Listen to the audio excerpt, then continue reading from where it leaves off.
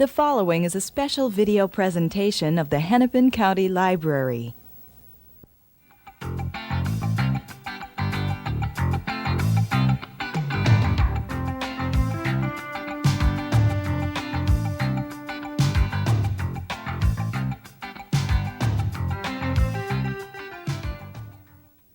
Hi, welcome to the discussion with today's author is Dominic Crossan, and he wrote the book, Who Killed Jesus?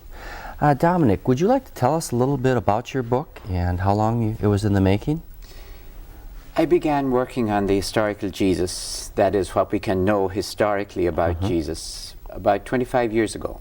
And I've written maybe about a dozen books on various parts of Jesus' life. For example, I wrote a book on the parables, and I wrote a book on the sayings, and then a book on the Passion stories. And eventually in 1991, a book called The Historical Jesus, The Life of a Mediterranean Jewish Peasant, which sort of summed up those books. So this is the last one, the most recent one, in a long series of books on the historical Jesus. That's almost 25 years of research. Could you give us the main tenets of the book? Yes, for most people, especially coming from a Christian background, would know the gospel story. And gospel is openly and honestly gospel. It is not straight history, it is not straight biography, it is good news. And good news, of course, is interpretation. There is no such thing as absolutely neutral good news. It is an interpretation. And in fact, we have 4 differing interpretations just to make it certain that it's not straight history. There's no problem with that. The question is, if you raise now historical questions, if you were there, say, during the life of Jesus, and you were a neutral reporter, let us say, what would you have seen, what would you have heard that would make some people say this man is divine, we should worship him, and other people say this man is dangerous, we should execute him?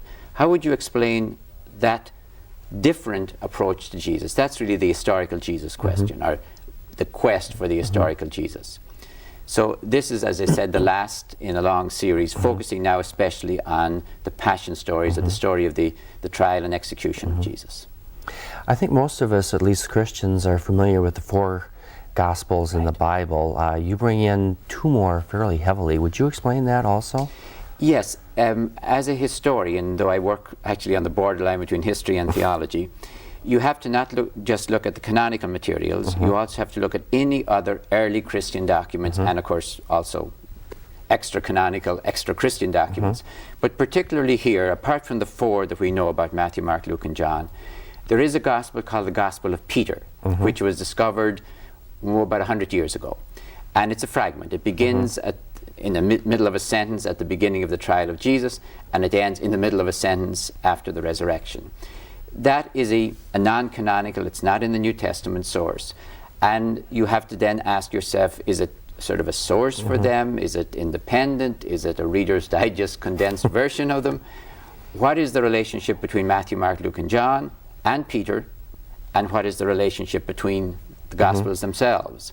That's sort of the critical historical background you have to use. Okay. Getting into the premise, why should we care who killed Jesus? There might be certain stories in the Bible about which we could say, well, maybe it happened, or maybe it is a parable.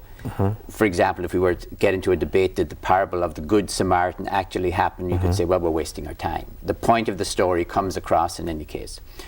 But for example, when you have the story, take a couple of examples. The crowd comes up to Pilate and says, we want Barabbas freed and we want Jesus executed. I want to know, first of all, as a historian, in my best historical reconstruction, did that actually happen? With a camcorder there that morning, would you have seen that? When the crowd says, his blood be upon us and upon our children, that means we take responsibility for this execution, and Pilate washes his hands and says, I absolve myself from any responsibility. Camcorder again, would you have seen that? Those stories are crucially important because in them lie the roots. Now, it's very important what I say in the subtitle of the book. It's the roots of anti-Semitism, because those stories are not and could not be anti-Semitic as originally told, because everyone, except Pilate of course, is Jewish.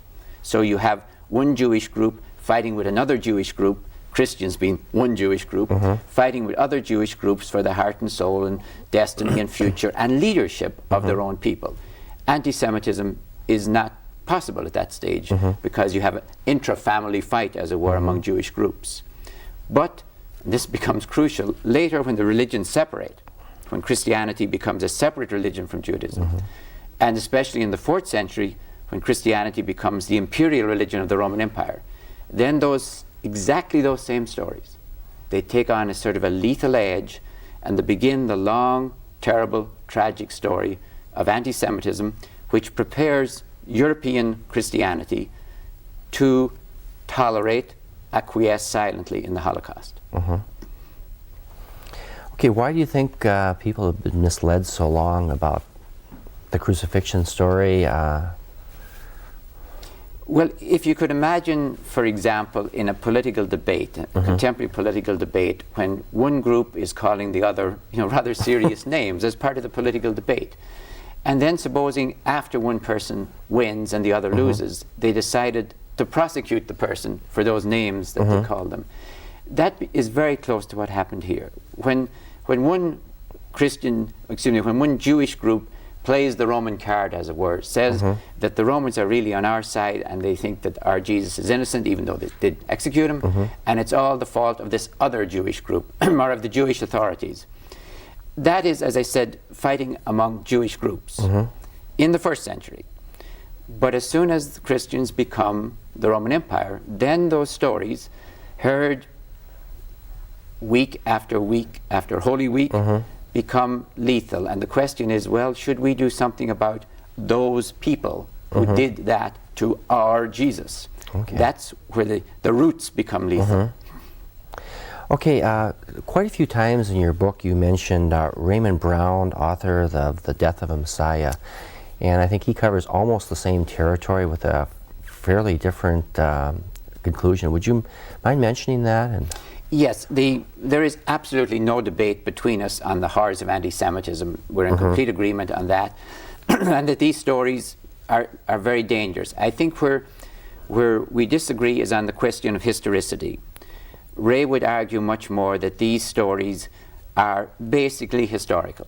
He would agree, of course, that they are colored with Old Testament quotations from the Hebrew Scriptures.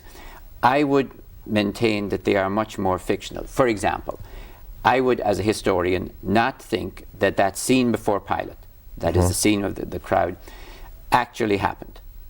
I think it is what I would call fiction or parable. And of course, if you say inspired, of course, inspired fiction or inspired parable. The parables of Jesus, for example, didn't actually happen, but they're true because they are parables. So I have no problem with saying that this is in an inspired gospel, but I don't think it happened. Ray would probably argue that he tends to use double negatives. It is not implausible that it happened. And I would agree, it is not implausible, but that does not solve for me the question, did it happen? And so we differ there, but there is no disagreement whatsoever concerning anti-Semitism. That is not the problem between us. You also disagree with Ray on the timing of the writing of the Gospels. Not much on Mark, Matthew, Luke, and John. We would be in agreement, for example, that Matthew and Luke, in their passion story, that is their story of the execution, are basically following Mark. And that's very important for people to realize. There's a massive consensus of scholarship that when Matthew and Luke write their execution story, as it were, their passion story, they don't have any independent, continuous narrative apart from Mark. They depend on Mark. Ray and I would disagree on whether John is an independent source. I think it's dependent on Matthew, Mark, and Luke. He would say it's a second source, so we have Mark and John for that. And we would also disagree on the relationship between the Gospel of Peter. So the question of sources does become important, as it would for a journalist. How many independent sources do we have for this story? You also say that you doubt the burial of Jesus after he was crucified by the Romans. You doubt that. Could you explain a little bit what you think happened and why? Yes, the problem, and once again, in a way, common sense would say, wait a minute, we have 4 accounts of the burial. What could be more certain? We're back to our source problem. Matthew and Luke are following Mark. If John is not independent, we have simply one stream of tradition describing the burial. And it starts really in Mark with burial by somebody who is Joseph of Arimathea, of course, who is described as a member of the Sanhedrin, so he's on the wrong side, as it were, he's against Jesus, but he is looking for the kingdom of God. He's a sort of an in-between figure. Now, Matthew and Luke and John all qualify that story. The burial gets, instead of a sort of a speedy burial, almost not done properly, by the time you get to John, it is a magnificent burial, not only royal but transcendental. There's pounds of precious ointments. It's done properly. So when I read this tradition, what I notice is an intense uneasiness with the burial story of Jesus, even as you go from Mark through to John. For example, also, Mark does not say he was buried in a tomb that nobody else had ever been buried in. Matthew and Luke qualified and say there was nobody else in the tomb but Jesus, because if there are other people in the tomb, then how can you tell about an empty tomb or anything? So I'm asking myself, what was there in the beginning that aroused this much of apologetic concern? Ray would say, well, Jesus was buried by not one of his friends, not one of his disciples, but simply by one of his enemies out of piety, not to leave a body on the cross, in honor of the law of Deuteronomy that says crucified people should be buried by sunset. I suspect that something much more terrible was there at the beginning, because there's nothing about Joseph of Arimathea burying everyone else, burying the other two people who are crucified with Jesus. I am afraid that the disciples had literally fled and did not know what happened to the body of Jesus. And so the horror of their imagination is, what on earth happened to this body? And their hope, and I underline the word hope, the hope of anyone who loved Jesus would be, surely, as it were, please God, let it be true, some pious person buried Jesus out of respect for Jewish law. We hope. But I have to say, as a historian, that hope is not history. There are times when horror is history, and this may be one of them. So the worst case scenario would be that the soldiers who crucified Jesus buried him, and I'm even putting the term buried in somewhat quotation marks, swiftly to get back to the barracks, as it were. Remember that we're almost dealing with solid rock around Jerusalem. So burial is not an easy thing like you could easily do where there's lots of topsoil, as it were. Crucifixion was horrible, and part of the horror of crucifixion, in fact the heart of the horror of crucifixion, was not that you suffered a lot, but that you weren't buried, or buried properly. That was the real consummation of the horror of crucifixion. And the first people who made those stories knew that. Was Jesus buried properly at all? I think that was a horrible question. Yeah, if Jesus wasn't buried, then that basically, does that preclude the resurrection? It does not for me, but it raises a very serious question. And this is the heart of this, the next question. When you say resurrection, do you mean literally? Again, we're back with our camcorder. That the tomb opened, and you would have seen that if you had your camcorder, and you would have seen a body come out of the tomb, and the body would have been touchable and talkable, and would be like Jesus back again from the dead. Is that what resurrection means? Or I don't think it is. I think I would call that a parable of resurrection, a way of expressing it, a video bite expressing that Jesus is back. But wait a minute. They're very careful. Jesus is not back for everyone. Jesus does not appear, say, to Pilate, or does not appear to Caiaphas, which you might say would have really made Pilate's day, I think. It's only to believers. So what the resurrection means for me is that the divine empowerment that people who were able to see and talk to Jesus had experienced during his life, but limited to Galilee or Judea, and to those who actually met him, is now available to anyone, anywhere in the world. To dockers at Corinth, for example, with Paul. To us today, that power of God in Jesus is available to anyone at any time who believes. Now that's the key question. Who believes and finds God in Jesus?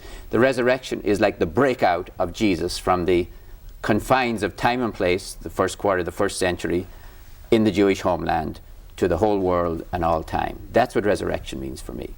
But no resurrection without faith. So you're looking not as much as a physical resurrection, but a spiritual resurrection, where this is a parable teaching us something? Let me go back to Paul, because I cannot find, after almost 2,000 years, that anyone has ever done better than Paul in the 50s, with the Corinthians sort of pinning him down and saying, what do you mean by the resurrection? Paul says two things, and these are the crucial elements in resurrection. We're talking about the same Jesus. It's not just memories about Jesus. It's certainly not a ghost of Jesus. It's not just the sayings of Jesus. It's the Jesus. It's the Jesus who was over there in Galilee and whom you could have talked to. But it's this Jesus in a totally different mode of being. Now the Corinthians probably said, what on earth are you talking about, Paul? It's the same Jesus, totally different. And Paul then takes an illustration. The seed, he says, goes down into the ground, and what comes up is totally different from the seed, but it's the same seed in a totally different mode of being. Now, I don't know if that persuaded the Corinthians, but I think that's absolutely true. To believe in the resurrection, it's the same Jesus. It's not just memories of Jesus. It's not like a spiritual Jesus. It's the same Jesus, but in a sort of a transcendental mode, not any longer trapped in time and space, but open to the whole world, to anyone that believes. In Paul's phrase, flesh and blood does not inherit the kingdom of God. This interpretation, how does this change? Did Jesus die for our sins, as we're taught, or? I'd like to make a difference between what I'm going to call history and faith and theology. History is that Jesus died on the cross. I think that's absolutely historical. The Roman historian Tacitus says that. The Jewish historian Josephus says that. That does not require any faith. That is simply, this man died. Faith looks at Jesus and says, this is the death of the Son of God. This is salvific. This saves. That I call faith. The next question is theology. How does it work? How does it save? And I think theology allows various ways. One way is the atonement. And I'm not going to say that's the only way, because there have been other Christians who saw it in different ways. The atonement would be that this is a sacrifice. This is a sacrifice offered to God for the sins of the world. The atonement is both a profound theology, but it also has a dangerous side to it, which is that God almost demands instead of forgiving. God says somebody has to pay for sin. I won't take it out on us, I'll take it out on my own beloved Son. That makes us love Jesus. I'm not very certain what it makes us think about God.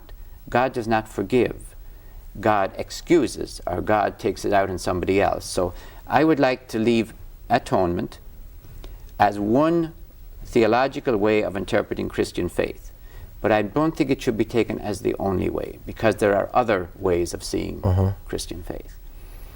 If we look at it that way, would it have been necessary for Jesus to die? In the book, Who Killed Jesus, in one sense I'm focusing on Jesus' death. And I don't think you should do that. My earlier work focused on the life and death of Jesus, because the death does not make sense without the life. The life of Jesus is extremely subversive of the Roman order. You are waiting for Jesus to get executed all the time, as John the Baptist was. You're waiting for it. In that sense, it makes quite a difference to me that Jesus didn't simply die in bed, as it were, and offer up his death for the sins of the world. He was executed because of subversion of the Roman order. So the life and death go together. And that also gives me other ideas of how I can see this life as salvific. That a life given preaching the kingdom of God can get you killed. Could get you killed in the first century. And maybe if it can't get us killed anymore or get us endangered, we might want to wonder if we're still preaching the kingdom of God at all, or we've made it too comfortable for everyone. So I want to put the two things together, the life and death. I don't just want to focus on the death. Yes. Okay, I believe you're a former Catholic priest and a religious teacher at religious studies teachers at DePaul University. Right. What's the official Catholic Church thought about your teachings?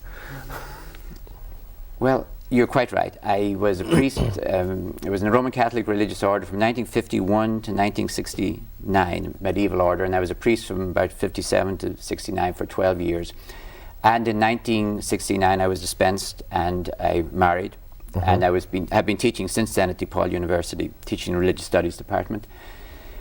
I don't think the Roman Catholic Church has any official position on me, or thinks I'm worth having a position on, but I speak for myself. My duty as a scholar is to say what I've seen and to be as accurate as I can. Whether people like it or dislike it is really not my business. If they like it, that is great. If they dislike it, that's too bad. The only integrity a scholar has, as far as I'm concerned, is to say what you see. And then to see what happens? If people slowly but surely agree with you, or if they dismiss you out of hand, that's not your business. And so my program is neither to defend official Catholic position or to attack it, but to say, here as a scholar is what I see, and it's done, of course, in debates with other scholars. The country seems to be going through a fundamentalist change, and fundamentalist religions are, getting a lot more popular and a lot more members. This must really raise some hackles in that group. Have you had any comments from them? Or? The real difference between what I'm going to call, without using these as bad terms, liberal Christianity and conservative Christianity is that, as far as I'm concerned, I consider conservative Christians to be Christians too. They do not consider me to be a Christian. They would like to use the word Christian as if they had a monopoly on the term. That I will not accept. They are Christians, but they are not the only Christians around. So in one sense, what I'm interested in is seeing how liberal Christianity can take a relook at itself to strengthen liberal Christianity by looking honestly at our history and then by building our theology on a basis of which the history is not either fudged or hedged in any way. What does this do to our theology? I mean, can it inspire more positive Christianity or negative, or neither? Probably from the point of view of conservative Christianity, this would be all pejorative and negative. Most of the letters that I get are running at the moment about 70% positive. And these are 2 and 3 and 4 page letters from people who clearly want to remain Christian. I get no letters from atheists saying thank you for destroying the Christian faith or something like that. I do get about 15% letters from people who say if you read John's Gospel, I am the way, the truth, and the life, for example, you wouldn't be wasting your time looking for Jesus. You would have found him already. So I do get about 15% letters like that. It's probably self-selective. Probably conservative Christians do not read the book. So I don't mean that they're all reading it and making a judgment. But the other letters are extremely positive because I'm getting the sort of a message. I thought that to be a Christian I had to leave my brains outside the church on Sunday morning. I now know that I can have a strong faith and an equally strong critical sense. And that's about 70% of my letters, and those are extremely important for me. This book was just put in the bookstores in March of '95, which is, what, 2-3 weeks ago. Just recently. Are you getting many comments from people who have read the book from the stores, or is this advanced copies? It's still a little early. I have been talking in bookstores, and you get sort of immediate reaction there. But while it is available and many people have read it, I'm not really getting anything yet. I doubt if I've got more than a single letter yet from anyone who's read it. It will probably be happening in the next few weeks, though. Reading the last chapter, History and Faith, I was a little unclear. Do you believe Jesus is the Son of God and a manifestation of the faith in God by his followers? I am a Christian, and as far as I'm concerned, Jesus is divine. Now, what that means for me is that I find God in Jesus. Now, I'm deliberately saying I find God in Jesus. It is a sort of what you might call a Trinitarian loop, as it were. I cannot divide that and say, well, if nobody believed that Jesus was divine, would Jesus still be divine? That is, for me, literally a meaningless question. It would be like asking me, how would I feel if I hadn't been conceived? I cannot answer that question. God is in Jesus for a Christian. If you do not find God in Jesus, you're not a Christian. And lots of people are not, by the way. They find God elsewhere. And as far as I'm concerned, that's equally valid for them. I cannot say, well, is Jesus divine if nobody believed in him? I really don't know how to answer that question. That would be like asking, would God exist if we weren't here to ask the question? That just reduces you to silence, as it were. I think the loop is very important. God is in Jesus for me. That is what I mean by Jesus is divine. I do understand that somebody else might say, no, of course, I don't find God in Jesus. I find God in my people. I find God in the giant cottonwood tree. I find God in Krishna or in Shiva. Yes, but as a Christian, I find God in Jesus. For me, Jesus is divine. That's what it means. I find the book, very interesting, and gives a completely different picture to me of, you know, the religious history. And is this going to limit the amount of sales of this book, or is this going to be not a bestseller, but close to that? Or as I said before, I doubt if many conservative Christians would like this book. And in one sense, it's not written for them. It's not written to attack them. It's not written to annoy them. They are not the center, really, of my life. This is written, as I said, for liberal Christians who have accepted the idea that not everything in the Bible has to be taken literally. But by the way, what does that mean? What does that apply to? Once you accept a principle, if you don't apply it consistently, then you get pretty much lost. So what I'm trying to do is to show how you can take that principle, apply it, explain where these texts came from then. If, for example, the Barabbas scene or the his blood be upon us scene didn't happen, then are they just made up? Or why were they made up? Or what was the function of them? And then how does faith look like based on this? That's really what it's focused on. It's focused especially for people who've already accepted the presumption that God can inspire fiction, parables, if you will, just as much as God can inspire facts and information reporting. I think you mentioned in the book that each generation has to redefine Christianity or study it and reinterpret it. Would you, explain that to me or to the audience? Yes, because when I look at Matthew, Mark, Luke, and John, what I really find in there is nobody is interested in just sort of parroting the story, as it were. When Matthew and Luke read Mark and use Mark as a source, they retool Mark quite completely. And I can imagine Matthew saying, well, okay, Mark, you said Jesus said this, but that doesn't really work for our people, so we're going to rephrase that. Each of those four Gospels takes sort of the historical Jesus, brings him as it up to the date, as it were, for the 70s, the 80s, and the 90s, laminates together the past of Jesus in the late 20s and Christ today indissolubly, and that is our destiny too. As Christians, we have to rewrite almost the gospel, not just quote it, not just quote the first century, but say, for example, in the late 20th century or in the beginning of the next millennium, what does the historical Jesus mean? Historically first, and then theologically. We have to ask the same question that Mark had to struggle with, that Matthew, Luke, and John had to struggle with. I think our time is about up. I'd like to thank everybody, and Dominic, I'd like to thank you. The book does give a different and unique interpretation, at least one that I was not familiar with. And thank you for being here. Thank you, Tom, very, very much for having me. Okay.